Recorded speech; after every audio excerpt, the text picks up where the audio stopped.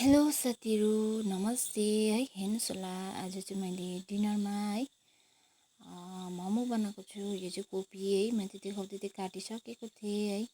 कोपी अन्त धनियाँ प्याज र गाजर हालेको थिएँ। हजुरहरूलाई पनि कसलाई मनपर्छ है भनिदिनु होला भन्दै थिएँ म चाहिँ है। अन्त मैले अहिले गर्दा चाहिँ भोइस ओभर गर्दैछु है। तपाईँलाई कस्तो लाग्छ भनिदिनु होला। अन्त यो चाहिँ गाजर चाहिँ मैले सुप खानु राखेको थिएँ है, यहाँ साइडमा अलिकति भनेर चाहिँ त्यहाँदेखि चाहिँ म चाहिँ आँटा गुन्दै हजुरहरूसँग बात गर्दै थिएँ है। हजुरहरूलाई कस्तो लाग्छ भन्दै है, म चाहिँ आँटा गुन्नुतर्फ लागेँ है। आँटा गुनिसकेर चाहिँ त्यहाँदेखि बनाउनु पर्छ भनेर चाहिँ चुलामै बसेर चाहिँ गुन्दै तपाईँहरूसँग बात मार्दै है यतिकै गुन्दै थिएँ है। यी गुनिसकेर चाहिँ त्यहाँदेखि चाहिँ आँटा चाहिँ छोपेर राख्नुपर्ने हुन्छ नि त। अन्त म चाहिँ फोनबाटै गर्दैछु नि त है। मेरो फोन चाहिँ घरिघरि अड्किँदै पनि छ, हजुरहरूले देख्नुहुँदैछ होला है, अड्किँदै पनि छ हो।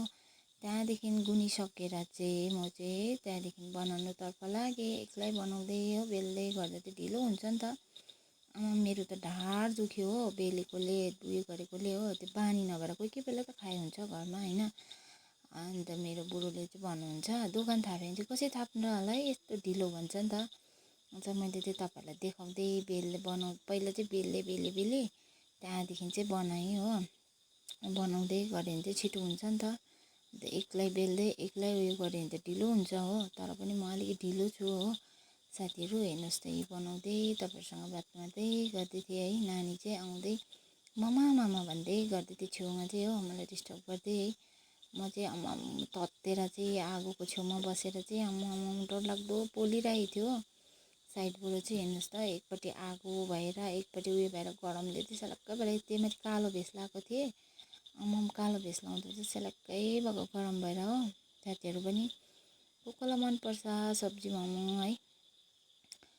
मलाई चाहिँ यसो भन्छ नि त बुढोले, मोमो चाहिँ बनाउँछ नाम मात्र, खानु चाहिँ ज्यादा खाँदैन भन्छ नि त है। अन्त तर पनि बनाउँछु है, जसो त्यसो भए पनि बनाउँदै उयो गर्छु हो। बनाउँदै राख्छु है, सबैलाई दिन्छु। त्यहाँदेखि बनाइसकेर चाहिँ मैले 3 मक्टु भइसकेको थियो है। त्यहाँदेखि चाहिँ मैले हाल्दै गर्दै थिएँ यो सुपमा। यो चाहिँ सुप हो, सुपमा चाहिँ हालेँ। यो चाहिँ गाजर र बिटको सुप हो, यो चाहिँ घरमै उयो भएको नि त।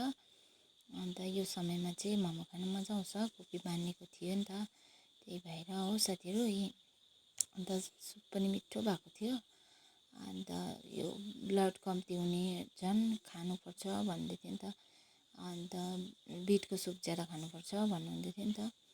अन्त म चाहिँ आगोमा बसेकोले त पाक्ला जस्तो भइसकेको थियो साथीहरू, हेर्नु त यी। अन्त चुलामा पकाएको मजाले पाक्छ नि त, एक लेभलमा आगो लागेर हो। त्यहाँदेखि म चाहिँ बेलुका चाहिँ चुलामै पकाइदिन्छु नि त। त्यहाँदेखि चाहिँ नानी पनि आएको थियो है। त्यहाँदेखि चाहिँ हाम्रो डिनर टाइम भयो। हेर्नुहोस् होला साथीहरू, है तपाईँहरू पनि खानुहोस् होला। म चाहिँ खानुतर्फ लागेँ ल। थ्याङ्क यू फर वाचिङ साथीहरू।